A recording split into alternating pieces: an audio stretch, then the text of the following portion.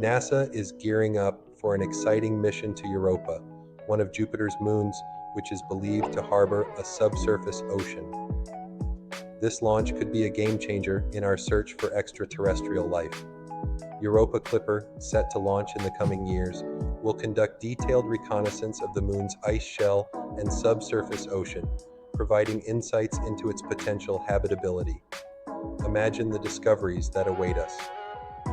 Meanwhile, our own sun is putting on quite a show with a surge in sunspot activity. These dark patches on the sun's surface are not just fascinating. They can also lead to solar flares and coronal mass ejections that affect satellite communications and even power grids on Earth. Scientists are closely monitoring this activity as it could have significant implications for our technology-dependent society. In another innovative development, Lumen Orbit is planning to establish space-based data centers. This could revolutionize how we process and store data, taking advantage of the unique conditions in space, such as lower temperatures and reduced latency. Imagine the possibilities for cloud computing and data management in a zero-gravity environment.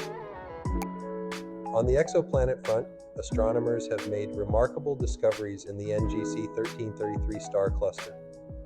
This region is teeming with young stars and potential planetary systems. The identification of new exoplanets here not only expands our understanding of planetary formation, but also raises intriguing questions about the potential for life beyond our solar system. And let's not forget the asteroid that recently entered our atmosphere. While it burned up harmlessly, it serves as a reminder of the dynamic nature of our solar system. Monitoring these near-Earth objects is crucial for planetary defense, ensuring we're prepared for any potential threats. As we continue to explore the cosmos, each of these developments brings us closer to understanding our place in the universe.